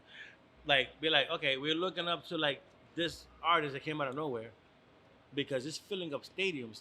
Like Cardi B was with him in forgot what the past Super Bowl, and she was at the Super Bowl, and Bad Bunny performed at the same stadium, and she was like, I saw more people. That place was more packed for the Bad Bunny concert than it was for the Super Bowl.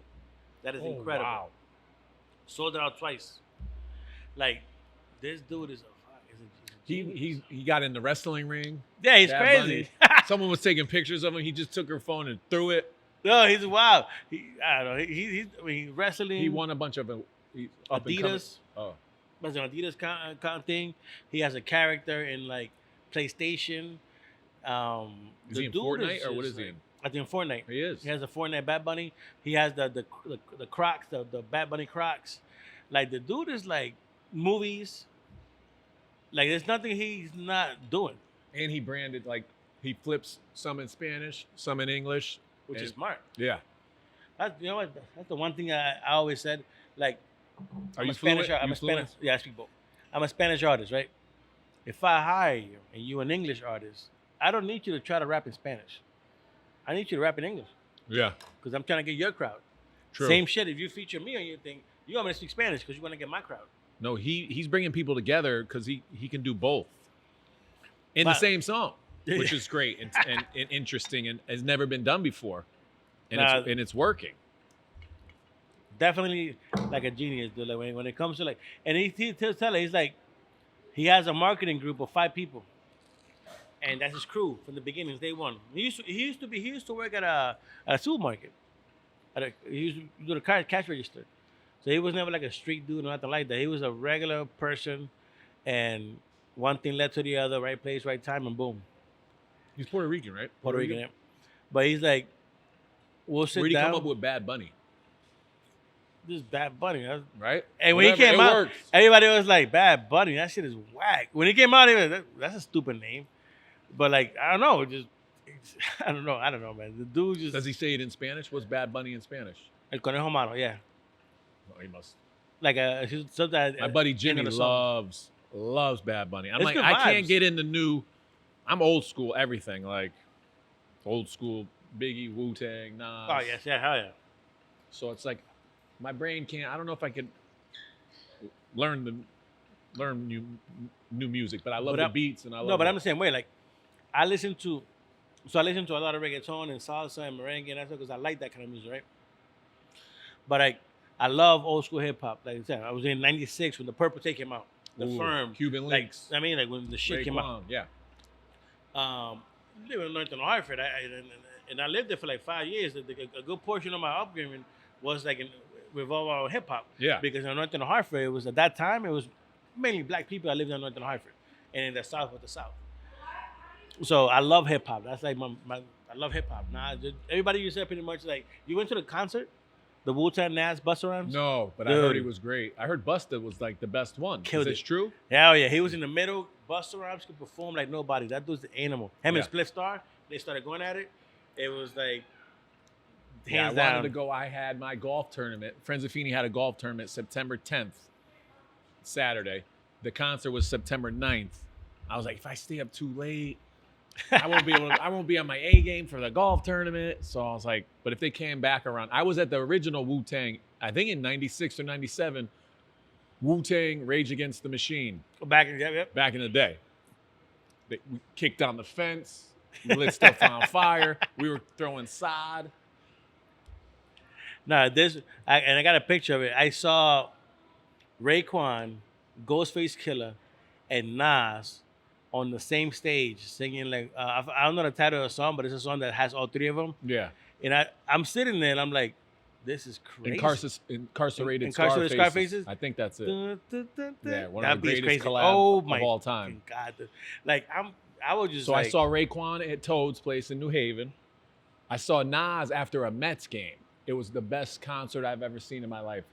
Went to the Mets game, and he played like a minute of all the best songs. And you just needed that minute to be like, rap a lot. Next song, It was the greatest concert ever. So we heard like 10 songs, and he just killed it after a Mets game. So, and then Raekwon has like a song, Lick Shots, Peace, Connecticut. Yep, He has that yep. line, and everyone at Toads was waiting for it. They were waiting for it. Yeah, And everyone did, Peace, Connecticut. Oh, when he said that, everybody, whatever arena, the one, Xfinity. Everybody went crazy with Yeah, that part. yeah. But like for me, I'm like, I've worked my whole life, so I've been to a very limited amount of stadiums. I've never been to a baseball, basketball game. I've only been to one football game like 2 years ago with the Seahawks versus like Philly, and I've always wanted to watch Wu-Tang. I've always wanted to watch Busta, and I've always wanted to watch Nas. Yeah, so dream I got come true. the whole concert at one time, chilling. Like it was the best thing. It was Best concert you ever been to? The only one. Oh, it was the only one. I've never been to like. Did you have seats or were you on the lawn? Nah, seats. Nice. Seats. So I had seats. I guess the only concert before that it was I went. It was in Puerto Rico. It was a whole bunch of Spanish artists, and they call it the Yellow Pass. So you buy this Yellow Pass, and once you get into the circle of the Yellow Pass, there's a Puerto Rican beer called Medalla, and you can just drink as much beer as you can for hours. All right. So anyone singing is going to be good after exactly. a while. You crazy? You're like, what are you even saying right now? But it's great. Doesn't matter. It sounds good. It sounds provocative. That was pretty good. Other than that, yeah, I haven't been to much. So I don't know. Well, I'm having so much fun talking with you. I could do this all day, all night. Thank you for the champagne. Thank you for the food. Thank you for the hospitality. Great conversation. R-rated podcast, first one ever. I love it. Xavier. I'm sorry, but we're getting those views up. 100%. Drop a few more before we leave. Drop a few more. We got to get you and Dante together on the mics. I would love to see that. Listen, me and Dante, war stories, and he's just a cool dude, very knowledgeable. Like I love Dante. He's one of those person in the industry. Like I know a lot of people in the industry. He's like one of my closest friends in the industry. Nice. You know, be a good friend. So he's a good friend. 100%. Speaking of, how's the hat look? It's a 5-panel camper hat. Try it on. Let's see. Let me see. I got a big hat. Hold on. I know you got a big dome. It's gonna work perfect. I got a big dome too. Is it stretches or are we doing? Here, I'll fix it. Let me pull it. It loosens. I got a big hat. So, you know what I mean? Oh, it's a little tucked in.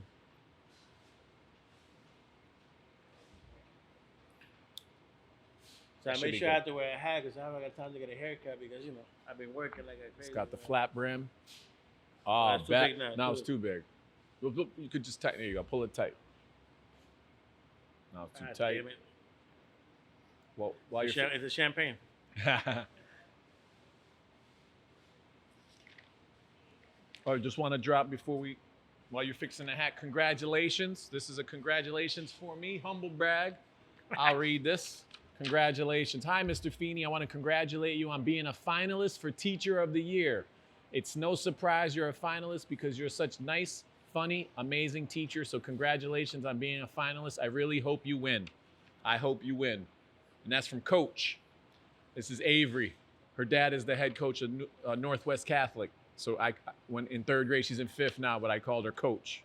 So she still said, to Mr. Feeney from Coach, congratulations. Awesome. So you teach? I teach third grade in West Hartford at Wolcott Elementary School.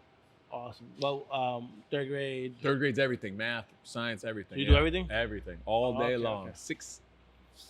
Almost 6.5 hours, 23 7-year-olds. It's amazing. That's tough. What was the issue with their phones? One kid came in with a phone today, and I was like, Dude, she's like, Mr. Feeney, my mom said I could meet her. And I was like, what is that a phone? what are you I was doing? like, I got on the hello, but it worked. It was really working. Dude, so my daughter just recently started, I live in Newington, so she just recently transferred to Newington High. And I'm sitting there with a counselor, and I'm like, just talking. And the amount of things that this kid, privileges, they get nowadays, back in the days, but if you pull out your pager, you get suspended. Yep. I'm that old, damn, I'm that old. Pages. Hit me on the hip. Yeah, I mean, a two-way. Two-way. That's when you made it big with the two-way. Yeah, a two-way pager. Listen, I was a line cook, and I saved up like a whole month's salary to get me a two-way pager. That sucks. Hit me with the code. Yeah, exactly. But not everybody had it, so it was like 5 people you texted. I mean, to be honest, you know. Damn, that was the good old days. Those don't come back. Again, go ahead. No. I was gonna say thank you. Cheers. This means a lot. Wonderful podcast. Great chatting with you. Worth the wait. I'm so happy we're here. Beautiful building. One Constitution Plaza. Gina Laurie, you're doing great things. The place to be. Yes, she is. I got to read this again. You know, it's like best practices. Add to your favorite brunch mixer, get drinking, cause a scene. Cause a scene. That's what we do every single weekend. Right. You have to come to a restaurant with an open mind. Yep. Like, especially like this one, Springfield, New Haven, have DJs. Like, we have live DJs playing, you know, Craig G. Okay. He comes in and his crowd is wild. He knows how to rock a crowd. Like, he does a good job. I mean, all the DJs do. Darth Vader, which is very known in West Hartford. Yep. DJ Skills. These are all people like a really good friend of ours. And on the weekends, the party. You'll come in at 12 o'clock. You're going to have a DJ playing. The food is going. The drinks are going. The champagne is popping. And it's all part of, like, you're not going to be able to see or do what we do. Now, you say 12 o'clock p.m. or a.m.? PM. We do 12 Lunch. p.m. to brunch, 12 to 5. We have a DJ.